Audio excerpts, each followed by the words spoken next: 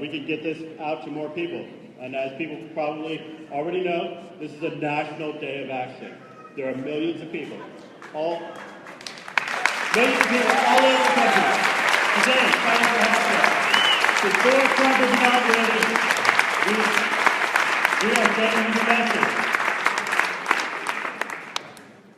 All right, well now I'm going to hand the program over to Clarence, and he's going to introduce our guest, and we're going to get rolling. Thank you so much. Thank you so much. And please give it up for Boyd Walker. He organized a tremendous rally today. He did everything from inviting the speakers to getting the venues, getting the word out. He did amazing work. I actually just wanted to invite the speakers to come up and sit so we can be as efficient as possible. We're going to be starting with our federal elected officials first, but we have some others as well. Anyhow, thank you for coming out today to such an important event about the future of the Affordable Care Act, which covers more than 20 million people nationally, including 339,000 here in Virginia. Today, we're very pleased to welcome three gentlemen at the front lines of protecting the Affordable Care Act on Capitol Hill. We have our Congressman Don Beyer. Welcome, Don.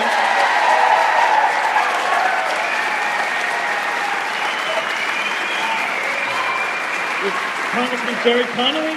Welcome, Jerry.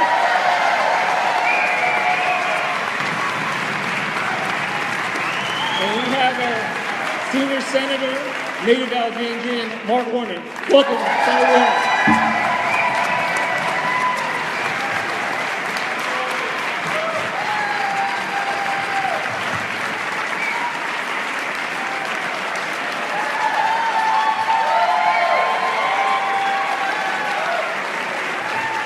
We have a few additional speakers. I would like to introduce them so they can sit as well. Do we have Tarina Keene from NARAL, Pro-Choice Virginia? Are you here? Okay, not here. Liz Slater, Liz Salter from Fairfax County. Please come down. With Delegate Patrick Hope. Delegate Mark Levine.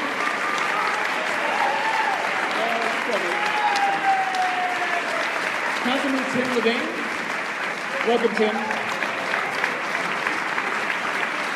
We have Dr. Bazin Khan, Executive Director of the Neighborhood Health Services.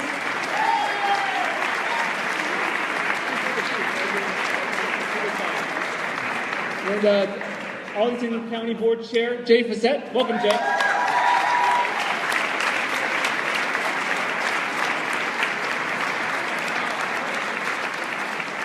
All right. We also have some elected officials I wanted to recognize who have joined us here today. We have former Mayor Bill Ewell. Welcome, Bill.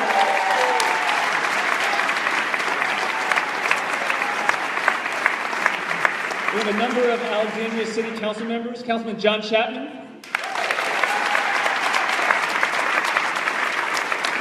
Vice Mayor Justin Wilson. Welcome, Justin. With Councilman Willie Bailey. Welcome, Willie.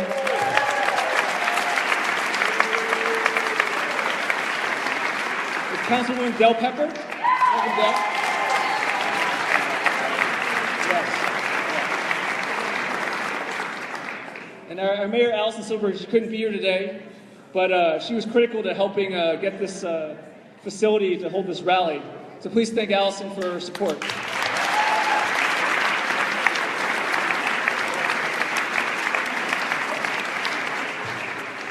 So let's get started with the program. The first speaker really needs no introduction. He's our Congressman Don Beyer. Welcome, Don.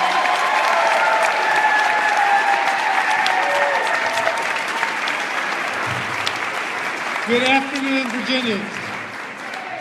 Welcome to Alexandria. Thank you for having us so close to house. I'm so pleased to be here with Mark Warner and Jerry Connolly, Patrick Hope, Mark Levine, Jay Fassett, and all of you. And here for the most important of reasons. Let me tell you 4 short stories. About 10 years ago, I had a great Volvo mechanic down on Route 1, and he quit to go to another store, greener pastures, which sometimes happens. And he came back, he called me up and dropped by and said he'd like his old job back. I said, sure, you're a great technician. I said, but how come?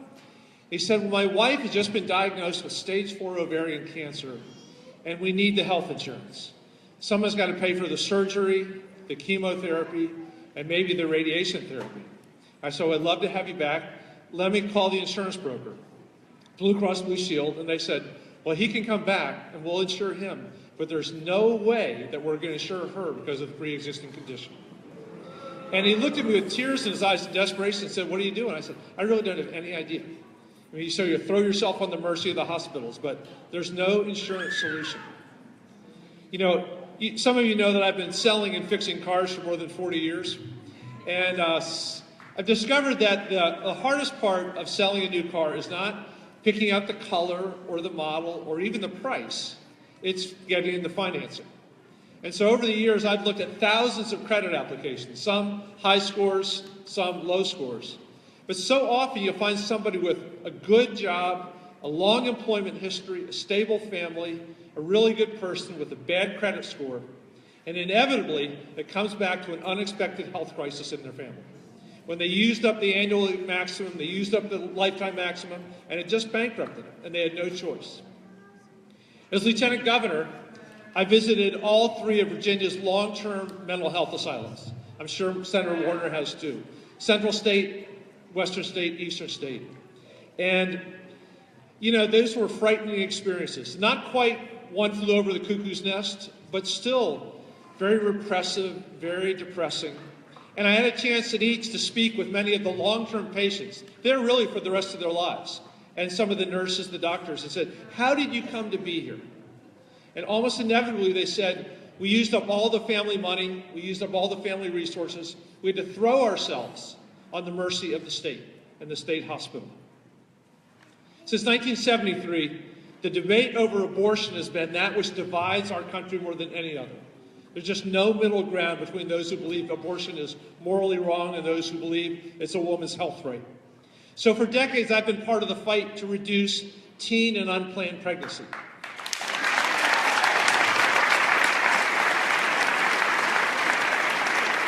Because if you don't get pregnant, you don't need an abortion. It's really simple.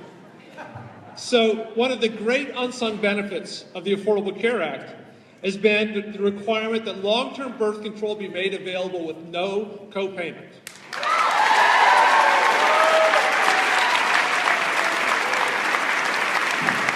This is free, effective, long-acting pregnancy prevention. And as a result, today our teen pregnancy rate is the lowest on history of the United States of America.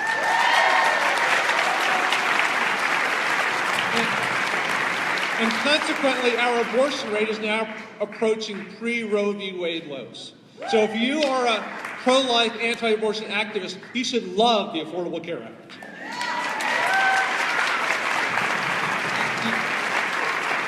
The Republicans have put themselves in a terrible place. They want to keep all the treasured parts of Obamacare. They really do. They say, we want to keep waiver of pre-existing condition. We want to keep kids on until 26. We don't want to discriminate against women with higher premiums. They want to keep portability, but they have no idea how to pay for this. They have no idea how to make Obamacare better. And in fact, what they want to do is things like waive the individual mandate, which means only the sick apply for health insurance, the so-called adverse selection. Look, but the saddest opponents of the ACA are the anti-family, anti-human, anti-government extremists who argue that as a society we have no responsibility for the health of our citizens. And as Jerry knows, that they exist in the U.S. House. It's to let everyone fend for themselves as best they can. That the life of man is, in fact, solitary, poor, nasty, brutish, and short. For me, this is the epitome of immorality.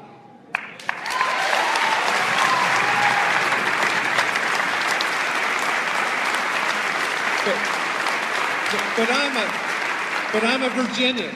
Thomas Jefferson, 1776. We hold these truths to be self-evident, that all men are created equal, and that they are endowed by their Creator with certain unalienable rights, among them life, liberty, and the pursuit of happiness. But what is life without health? And what is health but life? Don't we understand that poor health means the end of life? That no medicine or little diagnosis or treatment destroys our ability to enjoy the lives we have?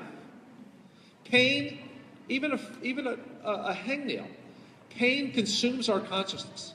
We can't think about anything else. And it drives out life, liberty, and the pursuit of happiness. Jefferson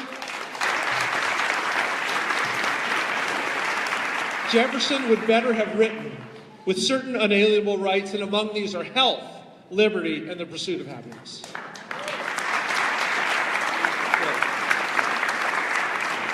Many vital and valuable assets of our society and our governance are at risk in this new administration.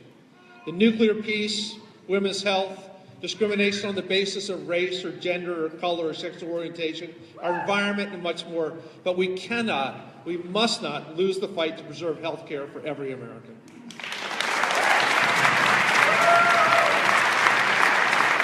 I will be there every day. I will fight as hard as I can. But we are so blessed to have one of the most articulate, intelligent fighters that I have ever known.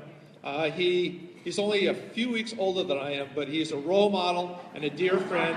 And we are blessed to have Congressman Jerry Conley in the U.S. Congress.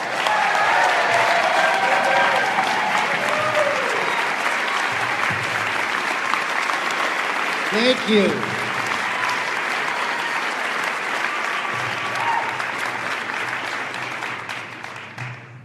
As I was getting up, Mark Warner said, so we're not sticking to the 3-minute rule? First and only time I've ever said to a U.S. Senator, fat chance, Mark. So here's what's going on. Well, first of all, facts are really stubborn things, aren't they? So remember, 8 years ago, Affordable Care Act was going to socialize medicine in America. I don't see any socialization here. We were going to have death panels. It was going to bankrupt the country. It wasn't going to work. Now look, we set out to do 3 things in the Affordable Care Act. 3 basic things. A basket of reforms that protected consumers. You're going to hear from my constituent, Liz. Give her a hand. She's here to tell. Liz Salter is 29 years old. She lives in my district in Woodbridge. By the way, thank you for the passport to come into the 8th. And she's going to tell her story. Because this isn't just about dry statistics. When you talk about a pre-existing condition and being dropped by your health insurance company because you got it, that's catastrophic. It could even be life and death. And it was happening all over this country. We had one insurer, a major insurer, who systematically scoured hospital lists for breast cancer diagnosis. So they could tell those women right after the diagnosis, we're dropping you. That happened. It's now illegal.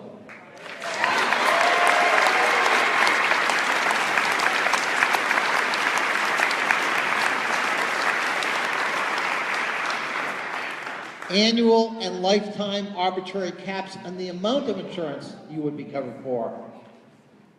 God forbid you have a devastating accident and the costs skyrocket. Hundreds of thousands of dollars maybe that first year, and maybe a lifetime of costs after that.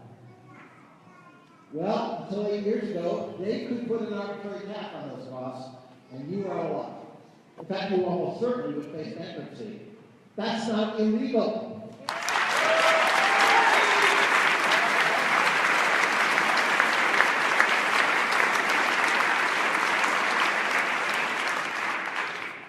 Years ago, they said we rushed this through.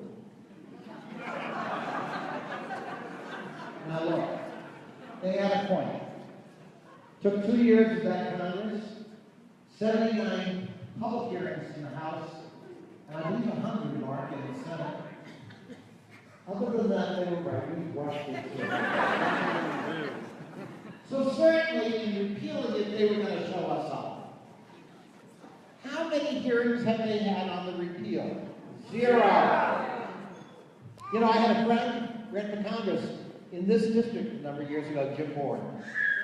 He had a wonderful expression: if you're going to be a phony, at least be sincere about it. Kind of fits this case, doesn't it? So, they knew they didn't have 60 votes in the Senate, the way we had to get 60 votes in the Senate for repeal. So in the dead of night, they have given instructions in reconciliation. They're going to use reconciliation. But in the House, we need a rule. So on the first day of Congress, another inconvenient fact. Remember that it's going to bankrupt us? Well, actually, when the Congressional Budget Office scored the Affordable Care Act 8 years ago, oops, it reduced the debt.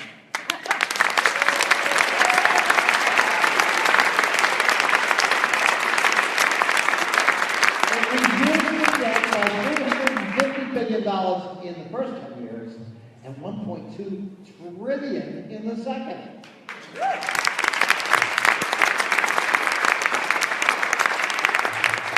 Now, look, you and I are not fancy accountants, so this is hard math.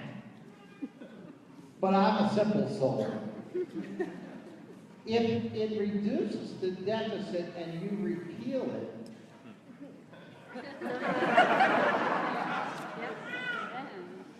so even the Republicans figured that out.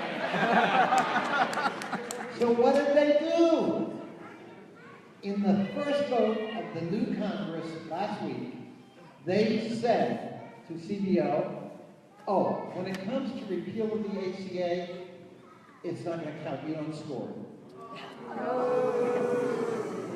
Hey, I said facts were important things.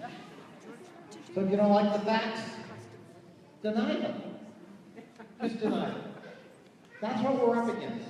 They can't make the numbers work. All of their predictions have been false. And they don't really want to deal with their own social Darwinism. This is more than political shenanigans. This is more than just feeding your political base, because you promised for 8 years you'd do it. This is cruelty.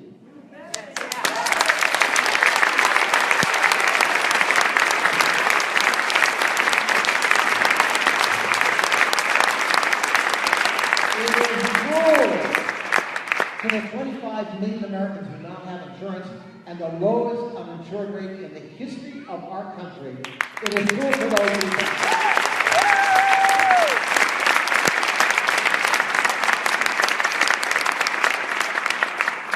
And as you're going to hear, it's cruel to my constituent Liz Sullivan, a fellow constituent, a neighbor, whose health condition is being addressed and is at risk. It's cruel to all those who now have to lose sleep about will we be able to afford any kind of health insurance coverage? Will we get the care we need? Will we once again have to make those Solomon-like decisions about maybe we cross our fingers and hope that cough is nothing serious, or that infection will go away, or we wait until the emergency room to get any treatment? The most expensive portal in the healthcare system, driving up healthcare costs. We're going to fight this repeal with everything we got.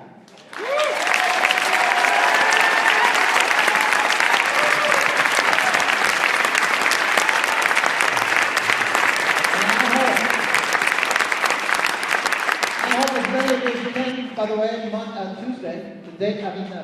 Saturday, will join the Women's March.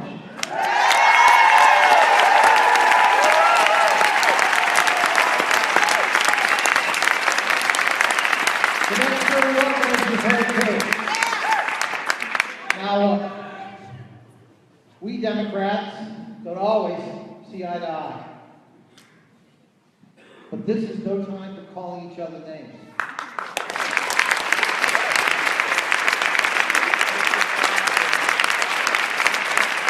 And I do realize I do that the Affordable Care Act is a transformative piece of legislation that will revolutionize healthcare and make it available as a right, not a privilege, to all Americans. Then I want you to give it up right now for a man who voted for it, who argued for it, who worked with me and some of my colleagues in the House to try to turn votes, without whose vote we wouldn't even be having today's rally to save it. My friend, your Senator Mark Wallace.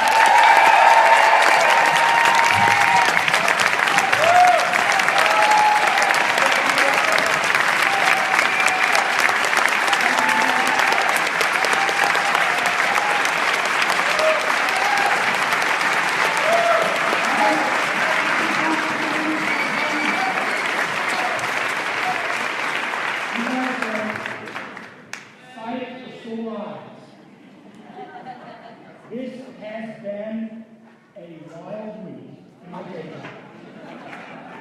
Think about this one. Coming this Friday, we're going to see a transition of power.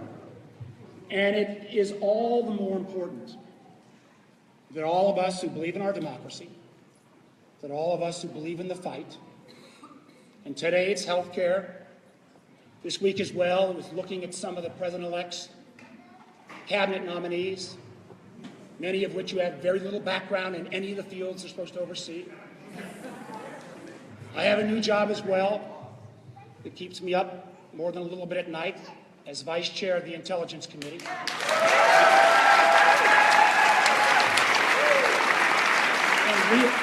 There were the four leaders of the Intelligence Committee, the CIA, the ODNI, FBI, the NSA, so it's been a long week. And they all said in their almost 200 years of intelligence experience, they had never seen the type of actions that a foreign state like Russia put upon us in this past election cycle. That cannot and must not stand, regardless of their authority. So I got a feeling we're going to have a number of these rallies. For me, the journey about health care really started 26 years ago.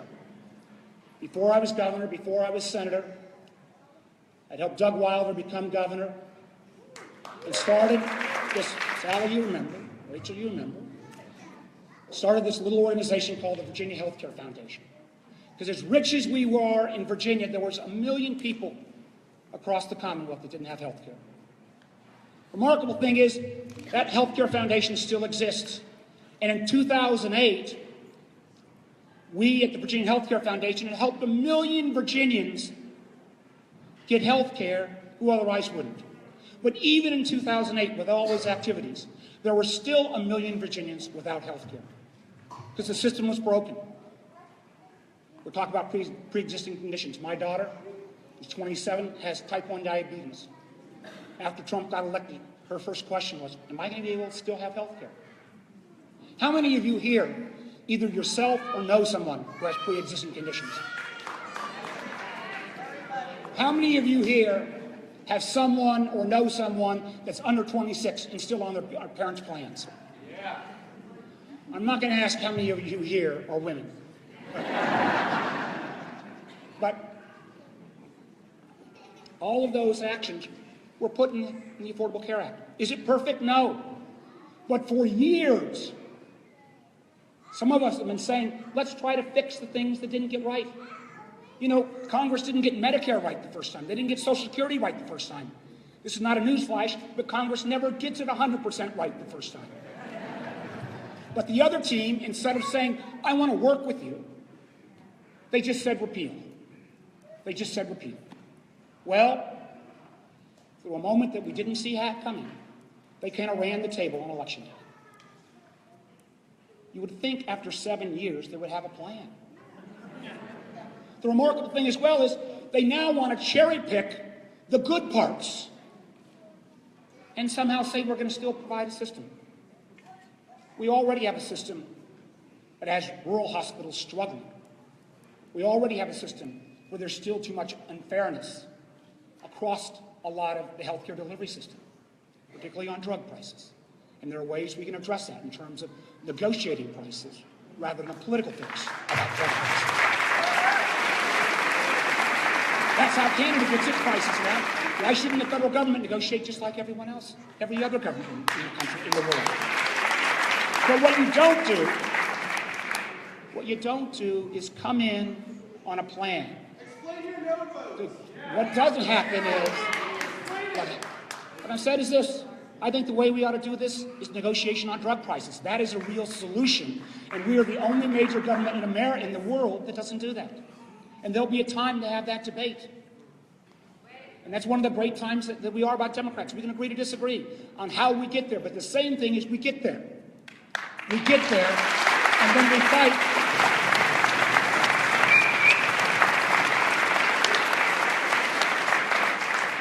So what is going to happen if they rush into this repeal with no plan? It's not only the 20 million Americans who rely upon Obamacare. It's not only the 700,000 Virginians that rely upon access to these portable markets and the fact that the 300,000 additional that we should have expanded Medicaid, that the legislature never did, half with the rich and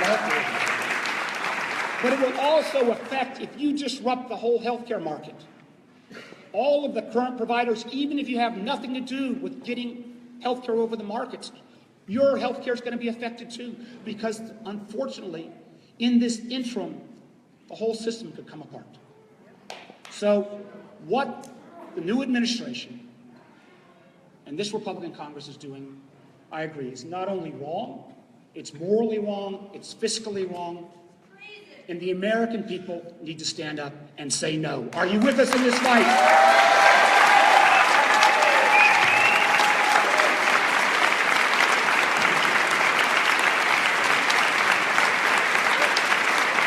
We will get it.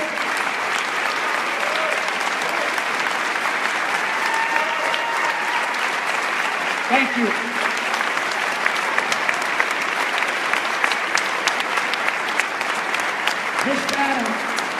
This battle doesn't just take place in Washington.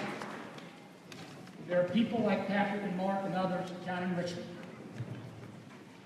And unfortunately, Richmond is starting to look more and more like Washington, who have been on the front lines trying to do their part as well, trying to make sure we get funding for mental health, trying to make sure we continue to support things like the Virginia Healthcare Foundation, working with our governor to try to make sure that we ought to take those federal dollars for expansion of Medicaid. Somebody who's been on the front lines of these battles since he's gotten involved in politics, a great delegate from our neighboring community of Arlington, Patrick Hope.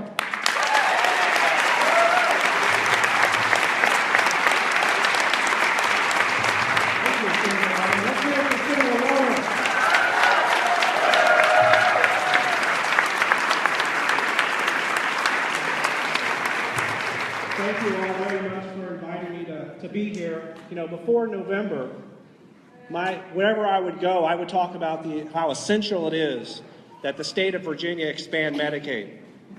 But after the election, after the November election, it's a different conversation right now, isn't it? We're taking more steps back. That's what we're faced, and that's why we're all here today. And so I wanted to, from a state perspective, talk to you a little bit about what happens in the Commonwealth of Virginia. You know, Mark and I have been debating the Republicans in the House for a few years now about why it's essential that we expand Medicaid. And they've come up with every single reason in the book not to do it. But now it's a very different conversation because they say we can't get involved in Medicaid. Our constituents won't allow it. We don't want to expand Obamacare. Well, we're already living in Obamacare in Virginia. Virginia already receives the benefits of the Affordable Care Act. And by the actions that the House and the Senate are starting to take, the road that they're starting to go on, we're going to see immediate impacts right here in Virginia. Nearly 700,000 Virginians will lose coverage under repeal. 700,000 people will be impacted. Virginia will lose $18 billion over the next 10 years. $18 billion. The funding that we get through Medicaid, through mental health, through substance abuse, through intellectual disabilities.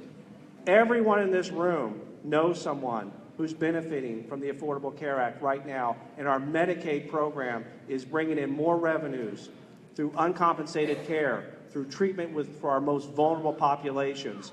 That will all go away if we repeal the Affordable Care Act. Annually, just in the marketplace, you think about people who are low income, they do qualify, but they need a little bit of help, they need a little bit of subsidies. $1.4 billion every single year flowing from the federal government to help people buy insurance for the care that they need. In Medicaid, $204 million. These are drug rebates. CHIP. We get money. Everyone know about the CHIP, the Children's Health Insurance Program? A lot of kids are benefiting. Mark Warner, under his administration, expanded it. And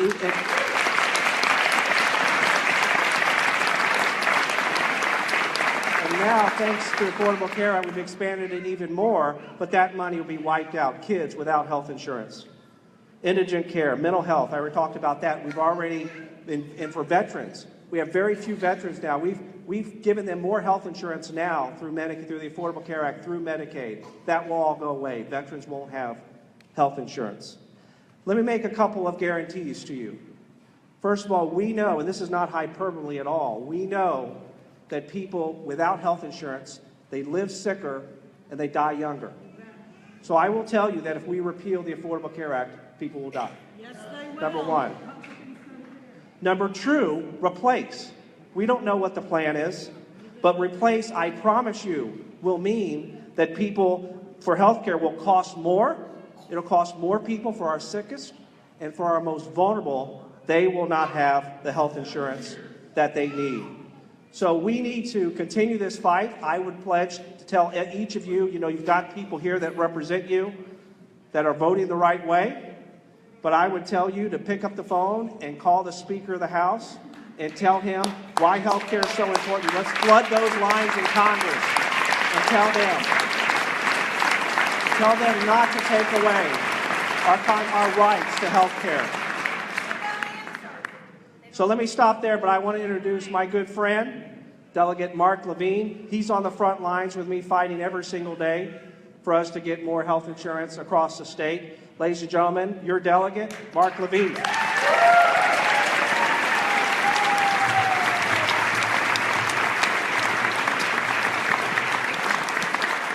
Hello, Alexandria. When Boyd first asked me to come here, and I was, as he said, the first person he asked, I thought maybe 50 people would show up. And, 50 people talking about healthcare in my district, I'm in. Well, Boyd, where are you? I never should have underestimated your organizing ability. I apologize. So I'll give a hand to Boyd Walker.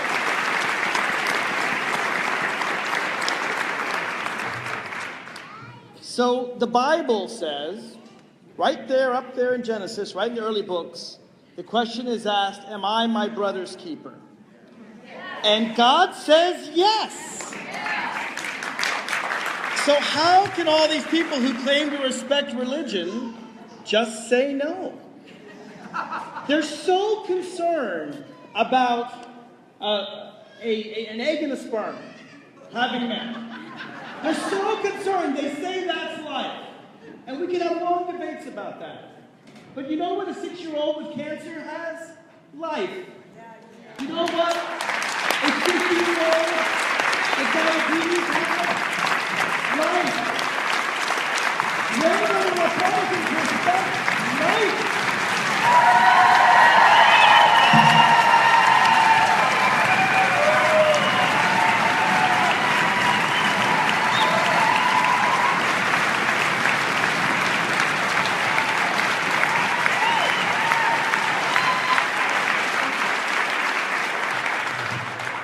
So one of the things I've learned down in Christian, and I'm still new, I still believe we can make a difference. Poor Patrick's been through it all for a few more years than I have.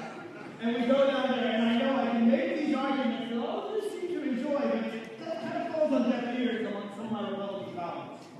So I decided to speak their language. Not life, not health. Let's talk money.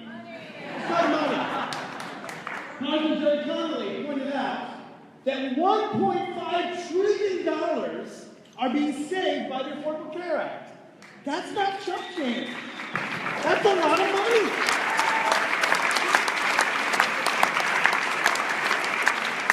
And in Virginia, year after year after year, the Republicans in Congress look at $400 million on the table and they say, "Ah, we don't want it.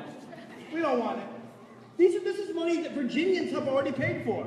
They say, send it to New Jersey, send it to New York, send it to Kentucky. We don't need health care in Virginia. Well, they need to talk to their own constituents because their own constituents are using the Affordable Care Act. Now, we haven't gone as far as I'd like. Obviously, the Republicans in Richmond haven't accepted Medicaid expansion the way they should. Frankly, I'd be the first to tell you the Affordable Care Act isn't perfect. I'd like to see Medicare for all. I'd like to see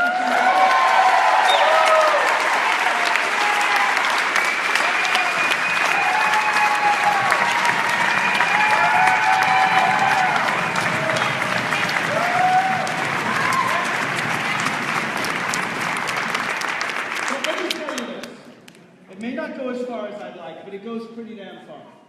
All right? Harry Truman first tried to give us national health care in 1948. Jerry Connolly says that we rushed it. I don't think 70 years is rushing it. I think that was just right time. We all know Hillary Clinton tried very hard to do health care in the 1990s. So let me ask for all of your help. Let me ask for all of your help. I live in Alexandria. I love Alexandria. I love everyone in this room. We all agree, all of us, the politicians, all of you, we agree on this issue. So we can talk to each other, we can cheer for each other, and that's all good and it makes us feel good, and I'm not knocking it, and thank you, Boyd, for this rally. But I need your help. We need your help. Before the election, those of you who follow me on Facebook know I wasn't exactly quiet. I gave lots and lots of articles on Facebook. This was actually an election largely won or lost on Facebook with a lot of fake news, a lot of stuff spreading around. All of you know people who live in areas of Virginia and in the nation, to help our members of Congress, but help Patrick and me. You know people in Virginia who need the Affordable Care Act. I need all of you to get active. So I have a loud voice, but I'm only one person. All of us here, we're only a dozen or so. In this room, I see 1,000 voices. If all of you will tell your neighbors, your friends, your relatives in Virginia and around the country why this is so important, this can become the beginning of a movement. So I need all of your help.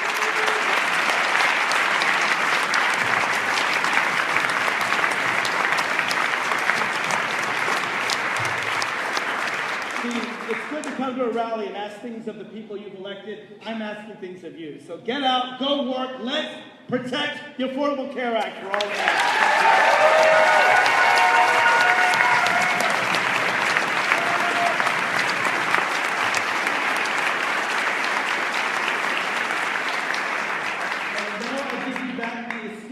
My esteemed chair of the Alexandria Democratic Committee, Clarence. Thank you, Mark.